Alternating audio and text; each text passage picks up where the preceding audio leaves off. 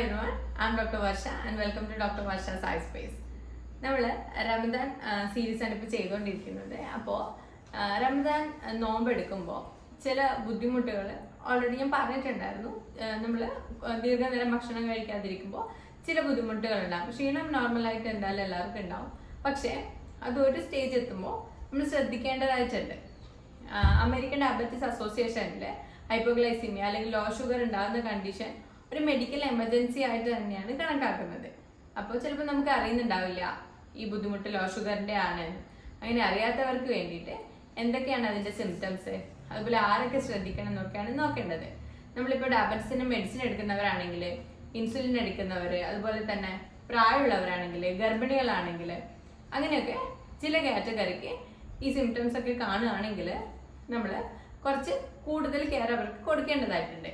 അപ്പോൾ ആ കാറ്റഗറിയിൽ വരുന്നത് ആരൊക്കെയാണ്, എന്തൊക്കെ ചെയ്യാമെന്നൊക്കെ നമുക്കൊന്ന് നോക്കാം. നമ്മൾ ലോ ഷുഗർ എന്ന് പറയുന്നത് 70 mg/dl താഴെ ഷുഗർ വരുമ്പോഴാണ് നമ്മൾ ലോ ഷുഗർ അല്ലെങ്കിൽ ഹൈപ്പോഗ്ലൈസീമിയ എന്ന് പറയുന്നത്. ഇതിലുണ്ടാവുന്ന കണ്ടീഷനാണ് നമ്മൾ പെട്ടെന്ന് വെറുതെ ഇരിക്കുമ്പോൾ തന്നെ അമിതമായിട്ടുള്ള വേർപ്പ് തോന്നുക എന്നുള്ളത്.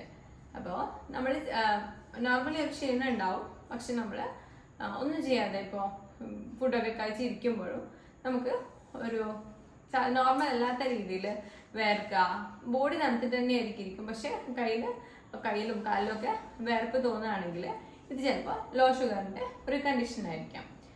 സെക്കൻഡ് സിംറ്റം നോക്കാം. നമുക്ക് കയ്യിലൊക്കെ ഒരു വിറയിൽ വരുന്ന പോലെ തോന്നും. അതായത് നേരത്തെ പറഞ്ഞതുപോലെ തന്നെ നമ്മൾ ശാന്തമായിട്ടൊരു സ്ഥലത്ത് ഇരിക്കുകയായിരിക്കും, പക്ഷെ കൈകാലുകളിൽ ഒരു വിറയിൽ പോലെയോ ക്ഷീണം പോലെയോ ഒക്കെ അനുഭവപ്പെടുന്നതും ഒരു ഇമ്പോർട്ടൻറ്റ് സിംറ്റം തന്നെയാണ്.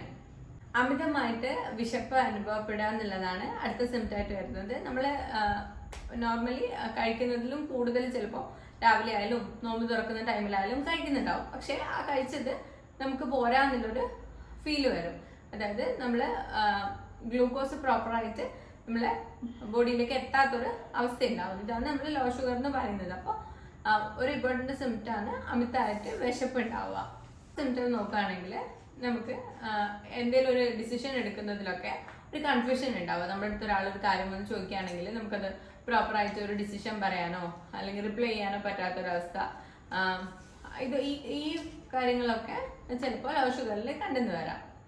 അടുത്ത സിംറ്റം എന്ന് പറയുന്നത് കാഴ്ച മങ്ങുന്ന പോലെ തോന്നും, നമ്മൾ കണ്ണിൽ ഇരുട്ട് കയറുക എന്നൊക്കെ പറയുന്ന പോലെയുള്ള സിംറ്റംസ് ഉണ്ടാവുന്നതാണ്.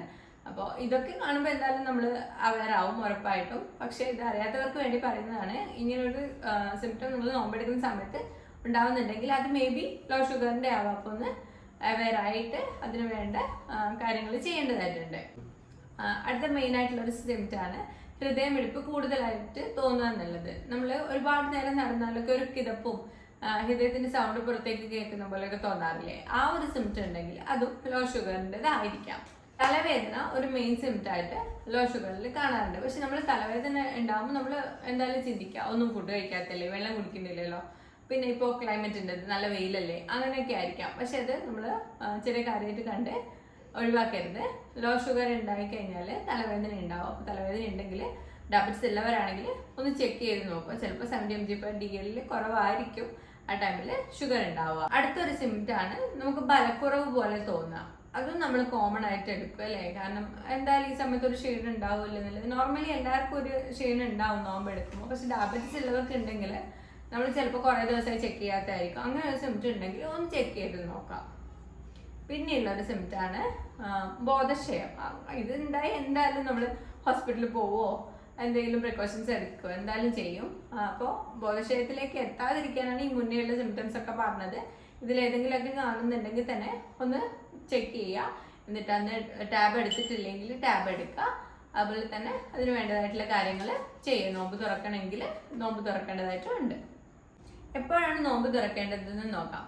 നമ്മൾ ഷുഗർ ചെക്ക് ചെയ്യുക. ഇതിലെന്തെങ്കിലും സിംറ്റംസ് ഉണ്ടെങ്കിൽ ഷുഗർ ചെക്ക് ചെയ്യുക. 70 താഴെയാണെങ്കിൽ, 70 താഴെയാണെങ്കിൽ നോമ്പ് തുറക്കാൻ വേണ്ടി ശ്രദ്ധിക്കുക. അതുപോലെ തന്നെ നമുക്ക് ഈ സിംറ്റംസിൽ എന്തെങ്കിലും കൂടുതലായിട്ട് ഭയങ്കര ബുദ്ധിമുട്ടായിട്ടുണ്ടെങ്കിൽ, ബോധക്ഷയമൊക്കെ വന്നു കഴിഞ്ഞാൽ നമ്മളൊന്ന് ചിലപ്പോൾ വെള്ളം കൊണ്ടുവന്ന് എഴുന്നേൽപ്പിച്ചിട്ട് പിന്നെയും നോമ്പ് കണ്ടിന്യൂ ചെയ്യുന്നവരുണ്ടായിരിക്കാം. പക്ഷെ അങ്ങനെ ചെയ്യരുത്. ഇതുപോലെ എമർജൻസി വന്നു കഴിഞ്ഞ് കഴിഞ്ഞാൽ മസ്റ്റായിട്ട് നോമ്പ് തുറക്കണം. ആ സമയത്ത് വിശ്വാസം വേണം, എന്തായാലും വേണം. പക്ഷെ നമ്മൾ ഇങ്ങനെ എമർജൻസി ഉണ്ടാവുകയാണെങ്കിൽ നമ്മൾ ഹെൽത്തിന് കുറച്ചുകൂടി ഇമ്പോർട്ടൻസ് കൊടുക്കേണ്ടതായിട്ടുണ്ട്. ഇത് നമുക്ക് എങ്ങനെ പ്രതിരോധിക്കാമെന്ന് നോക്കാം. നമ്മൾ ചില കാര്യങ്ങൾ ശ്രദ്ധിച്ചാൽ തന്നെ നമുക്ക് ഇത്രയും ക്ഷീണം വരുന്നതും ലോ ഷുഗർ ആവുന്നതും കൺട്രോൾ ചെയ്യാവുന്നതേ ഉള്ളൂ. അപ്പൊ ഫസ്റ്റ് ആണ് സുഹൂർ. നമ്മൾ ഫസ്റ്റ് കഴിക്കുന്ന അത്താഴം ഒരിക്കലും സ്കിപ്പ് ചെയ്യാതിരിക്കുക. നമ്മൾ ഫസ്റ്റ് ചിലവരൊക്കെ ആ ഒരു ഉറക്കത്തിന്റെ പ്രശ്നത്തില് ഫസ്റ്റ് തൊട്ടേ ഉള്ള ഫുഡ് കഴിക്കാതിരിക്കുന്നുണ്ടോ, അങ്ങനെ ചെയ്യാതിരിക്കുക. ഓട്സ്, മില്ലറ്റ് അങ്ങനെ എന്തെങ്കിലും ഹെൽത്തി ആയിട്ടുള്ള നട്ട്സ് ഒക്കെ ഉൾപ്പെടുത്തി ഫസ്റ്റ് ഫുഡ് നന്നായിട്ട് കഴിക്കുക.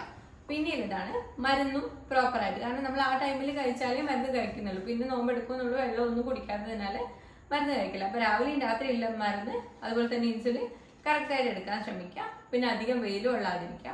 അതുപോലെ തന്നെ അധികം വൈകുന്നേരങ്ങളിലോ ഈ നോമ്പ് മെയിനായിട്ട് ഉച്ച സമയത്തൊക്കെ അധികമായിട്ട് നടക്കാനോ പിന്നെ എക്സസൈസ് ഒക്കെ മാക്സിമം ലഘുവായിട്ടുള്ളത് ചെയ്യുക. അത് ചെയ്യുന്നത് തന്നെ രാവിലെ തന്നെ ചെയ്യാതിരിക്കുക. കാരണം നമ്മൾ പിന്നെ വൈകുന്നേരം വരെ ഒന്നും കഴിക്കുമോ വെള്ളം ഒന്നും ഇല്ലല്ലോ. അപ്പോൾ രാത്രിയിൽ ലഘുവായിട്ടുള്ള എക്സസൈസസ് ചെയ്യാൻ വേണ്ടി ശ്രദ്ധിക്കുക. ഇത്തരം കാര്യങ്ങൾ ശ്രദ്ധിച്ചാൽ തന്നെ നമുക്ക് ഒരു വിധത്തിലൊക്കെ ലോ ഷുഗർ വരാതെ കൺട്രോൾ ചെയ്യാവുന്നതേ ഉള്ളൂ.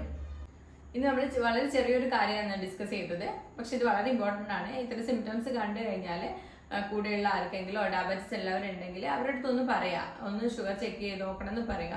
അതുപോലെ തന്നെ ഈ വീഡിയോ ആർക്കെങ്കിലും ഹെൽപ്ഫുൾ ആവും തോന്നുകയാണെങ്കിൽ ഷെയർ ചെയ്യുക. കൂടുതൽ അറിവുകൾക്കായി ഫോളോ ചെയ്യുക. Thank you.